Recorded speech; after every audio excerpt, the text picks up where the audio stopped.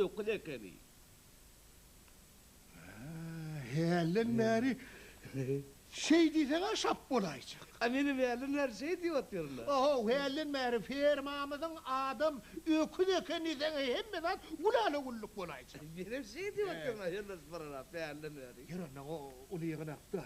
On firma ökül beyleki firmadan ökülü yani ökül ol hakiki ökülün adresine ökül sözlere maydan var mı? Başıcık ama kan var mıdırlar? Ay yok. Koşa okulmandır diyen. Yani ol aydıp durlar o çepere otçanlar yığınaktan sonra. Ol nemi o müdür ayıptır ha. O firma müdürü.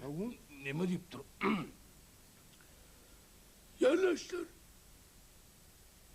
Bizim alem öyle yatak okutmaz. Yatak kuruyan, yatak vuruşukçulardanım. Pırırabındanım. Ustalarındanım. Irsan çıktı. Akıllı çıktı. Deyip dur. Yok firma halt şişip aydıp dur. Bizim akıllı okutmaz. Sırda şallaşların arasında önüm ulabraydın peydanan yadı. Diyen oldur. Şahı devilmiş bize. Devinip durun şahı. Çam. Sen yatak operanla. Deme diyen oluyormuş. Yatak opera Hazım iş bitirdi. Kahramanlarca ödün var közü. Eğer de yatak kuruyan yatak kuruşukçular şu yatak vaktinde hakayelere tavsirenmezler.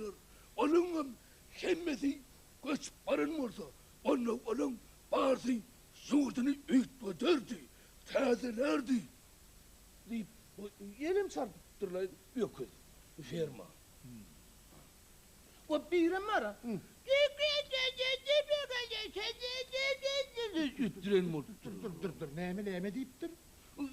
Gelin şunları yadigarıp tıkıldelin diyen ol yansıran ol. Bilemey. Bilem amayın. Anne kime? Eşin koyadını. Kimin koyadını? Yok kızı. Doğrudan amayık be vaktinde. Onu tavsırıp onu geçen olsalar. Doğrudan olur yurdun teyadelerde. Bu zatlar sana kim ayıp böyle? Pekki. Kim? Gekki. Pekki. Hay be. Hay bolsa da doğru eken o. Kim? Ben mi? Yok lan.